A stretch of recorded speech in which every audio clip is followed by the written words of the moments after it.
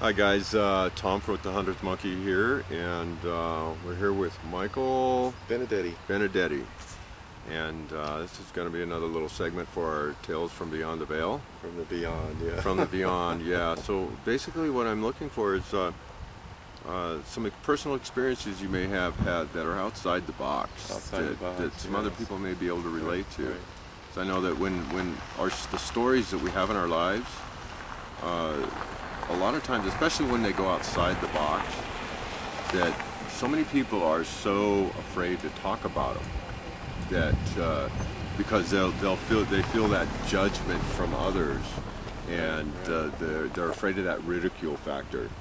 But the more and more people that see and hear stories that others have had, it brings them a little bit more confidence in sharing what they have and be able to work through those things that they've experienced. Yes, because some of them you try to stay hidden, you know, it means you seem to want to get in a cluster of people that have the same experiences and whatnot, so you just stay in a kind of closed circle instead of branching out, you know, to other folks that might have those. Yeah. So, share one of your tales. Something. Actually, I got involved in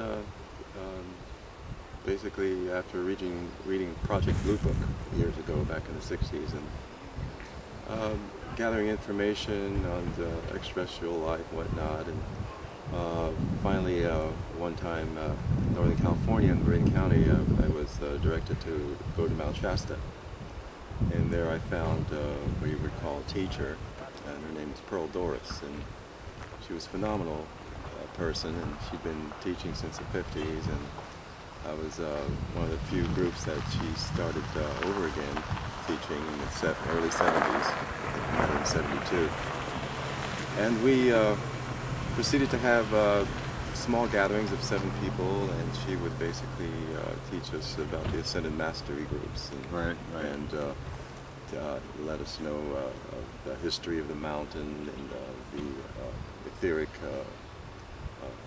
veil inside the mountain and whatnot, and through all the old histories and the old myths, legends, native legends that surrounded the mountain there. So I stayed. I basically stayed there for 6 months and saw some amazing things. And I think it had a lot to do with being in her auric field for that long. I think once you are in someone's auric field that sees into the 4th, 5th, 6th dimension, you start absorbing that, and then pretty soon you're a part of that conduit, and so it makes it easy to see things that you normally see. So you spent 6 months at Shasta there, so picking up where we were here. And after leaving Shasta, there was a lot of phenomenal paranormal things going on there, a lot of sightings of ships and whatnot, and so I got to experience some of that, and it just kept on going from there. Every few years I'd have a sighting myself, and from there I moved to Idaho and then Montana, and I've encountered quite a bit of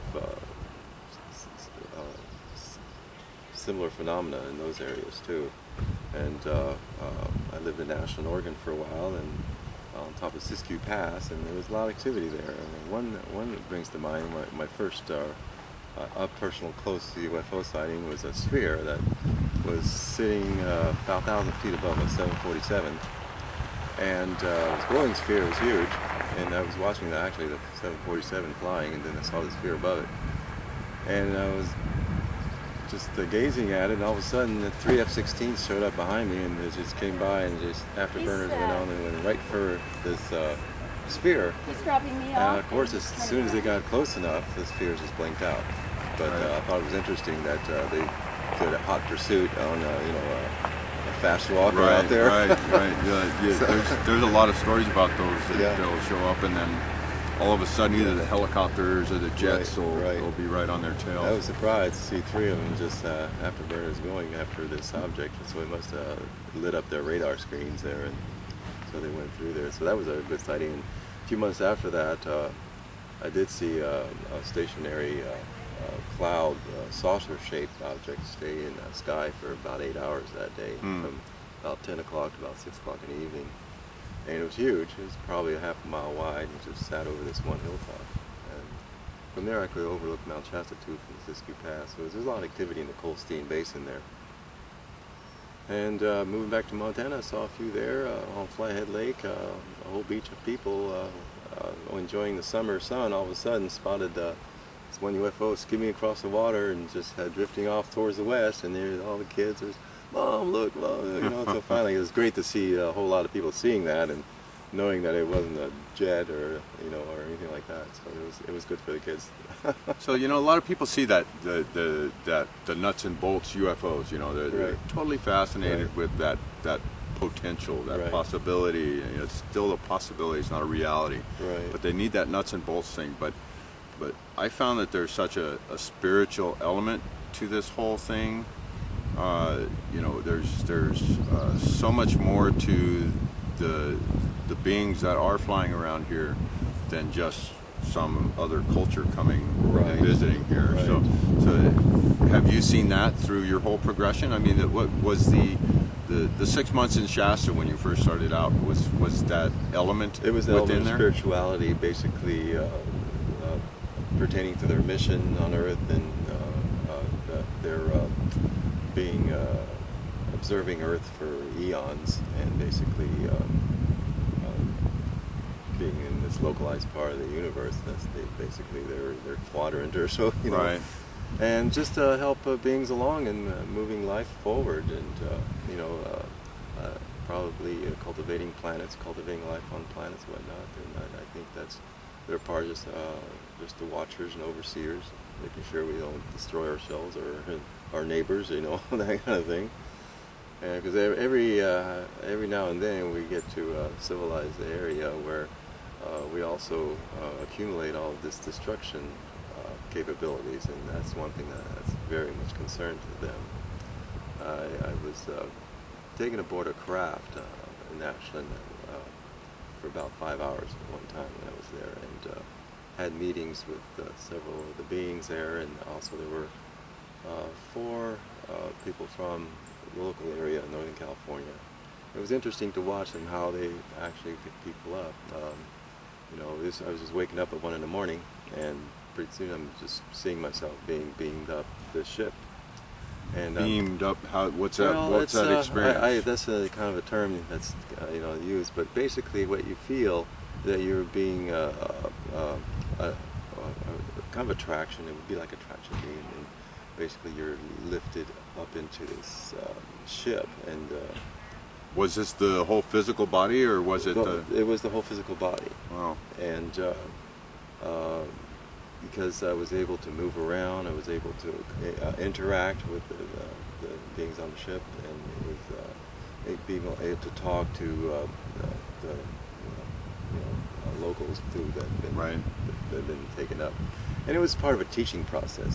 I think it was, yes, we can bring you on board and we can take you, this is how we fly. And they took us pretty far away where Earth was about a 50-cent piece. And I felt it was very congenial. They were kind of a humanoid race, you know, blondish hair and whatnot, and very non-judgmental and whatnot. And we just sat there, and I just see how they control the ship and whatnot, and what they used. You know, it was basically kind of a console type, you know, with a huge sphere, and basically running their hands over it, and panoramic view. There wasn't a saucer-shaped ship. This more of a linear type ship. One of the people that was invited aboard actually was from Whitefish, Montana. And I knew this person was interesting, and I had to. I was in Ashland at the time, and I thought, well, when I get back to Whitefish, I'll have to check in to see if this person had that same, you know, remembered that visitation. Right. Right. So we were all taken back and everything, and about 5, 6 in the morning, you're being back down. It's interesting how, since we're made up of photons anyway, when they activate you, it's basically you turn in, your molecular body is kind of suspended, right, and you just basically become a photon projection ray into their beam, and that's how I think you move around, because some distances are really far, and I think some ETs basically travel in their bodies, but able to be what's it called different places at the same time. Right, right. But I wasn't. What made me realize that it's not just spaceships and all. It's through the Ascended Mastery program where you actually see Ascended Masters beaming down. That's the only way I can translate it. You know, when Pearl had Ascended Masters come into her living room, the feeling was you see a ray of light, golden, pinkish, bluish light, and it was basically just comes down. It's probably a 6-foot circle, and you see the being within that circle. And for that being to speak to everyone, it's not a vocalized. It's basically what you see is like a golden ray that goes to everyone's temple pretty much and connects everybody telepathically. So the messages you receive are the messages that's meant for you. So they're when we had several Ascended Masters that each one got their own teaching. So they can do multiple teachings to everyone in the room. Right, right. But, for whatever they need at that point. Yeah. And that's what I felt, well, you know, maybe the craft is the archaic way to go, and the way they really travel is through thought and, you know, and universal mind, I suppose. We're going to take a pause right Pause for a second. So, something comes to my mind about the Ascended Masters coming in and presenting themselves to different people, and I know this is happening all over the world. Those who are become you know, aware, spiritually aware, and are working on self and trying to really bring truth through to the world. I am really curious on when it's time for those masters to appear in the material plane, on the material plane, just as you and I are sitting here. When does that point come where they embody? When they embody, or when they try to reach out to certain individuals. Right. Well, either direction, because there's a lot of people that they're fine with receiving that telepathic message. Right. Seeing the phenomena of the lights, right, and feeling the vibration, right, feeling the sensation of those beings come through, but they're never going to have that 100% knowing within themselves until they have that tangible interaction, that face to face, eyes on eyes. Exactly. Yeah. It's not going to happen for them until they have that. It's definitely an individual basis. I think, in my case, I was always searching, and I felt that sometimes when we're brought here, we choose to come to this earth for lessons, whatnot, we tend to forget our missions. We tend to forget who we are and what family, what our Star Nation family is.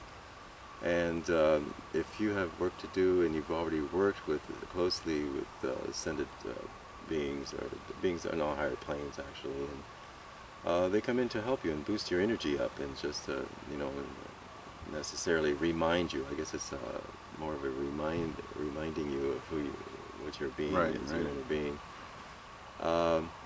And I think it takes time. If you're with someone that's can already be in the field, it's easier to be with to see personalized vision of Ascended Masters, or in one form or another, to materialize, because then you've grown that perception. You're let's see, you break down the what do you call the walls, right? The barriers that you have within yourself, right? And the barriers and veils that you've been taught and whatnot, right. And so I think in my case, it was nice to find a person teaching that was, totally heart chakra, very more into the heart. There were other beings there. Sister Thedra, she was more of a crown chakra, third eye chakra, very intense being, and I spent some time with her there. It was interesting because she lived in South America for quite a while, and down there in Lake Titicaca, and the old underground Lemurian temples there. But for my mission, it was more of the heart. So Pearl resonated with me more, and so the beings that resonated with her, in turn, I got to resonate with. And after 6 months, after 3 months, you start really cleaning it out, and you start seeing, and your eyes come refocus. Right. That's a good way to put it. Refocusing. And so it was incredible, and it's one of the things you carry with you through your whole life. Experiences like that really count, and that are so an intricate part of your cell structure and your being that you can you're not alone, and these friends are always with you, and a matter of calling it. Certain when you have situations where you're breaking your neck, which happened to me a few times, that there's healings that are done that you can call on these beings to help, and that's really satisfying to me, that not alone, and you're not an orphan. Right. So to speak. Yeah. I had an interesting sighting in Montana on Smith Lake, 2008, I believe. It was when the Glacier Park fires were going on there. And was heading from the house to town near Kalispell, near Kalispell there. And I saw a double rainbow, and took out the camera, stopped the car, and it was over place Smith Lake there. And the lake's about 2 miles wide, shallow lake. And I took the picture, and in between, you know how lake sometimes forms little moisture clouds over the top of it. Right. Well, that's all that, I took a fast track look, and I just took a picture, and then I realized later, I said, well, that was a really low cloud, and it was kind of a clear day, and it just kept logging in my mind. So I had the film developed. It was 35 millimeter 400 film, and when it came back, there was 2 ships in between this cloud, one on top of another, and they're 500 feet above the lake. And it was incredible, and they must have been about 3/4 of a mile wide. They were huge, and it didn't come out until it was processing. Wow. So I shared that with James. Hopefully he'll put it on and everybody can share that, because that's probably the largest ship I've ever seen. Yeah, right. Mostly they're in the range of 50, 60 meters or so. Right. So one last thing before I let you go. Here we are at 2012. 2012. And there's been so much happening in the world with the consciousness of the planet and the growth that people are going through, the breakdown that people are going through, the processing. I'd like to get your opinion of what the rest of this year holds for the planet. Do you see anything, do you sense anything imminent? Good, bad, or ugly? Right. I felt things are accelerating, definitely, and on all surfaces. Sure, we have the Earth changes happening, and to a certain degree, and that pressure's taken off, by certain, with us and our close family, neighborhood, the stars, whatnot. To help this planet do a rebirth. I feel like it's going through a rebirth, a transformation. We're going through a heightened photon energy field, and I think it's accelerating everybody's DNA, accelerating everybody's cells, and just lifting everybody into a more etherical type being. And the beings who resist will be left in that resistant field. Others will go on to their mission and basically realign themselves in a more peaceful way with their surroundings. I feel we're all being brought up as teachers for when it's our time to go and oversee other planetary systems. So basically we're just teaching school here, and it's part of it. And I think 2012 brings us to kind of a crux. I think it probably started a few years before, and it'll extend a few years afterwards. Right. In the transformation process. But it's got to happen. I think war is totally archaic type thing anymore, and I think that whole mindset has to leave for us to be able to be in a more peaceful dimensional field and get along with everyone pretty much, Right. And not be this self-centered, synergistic society.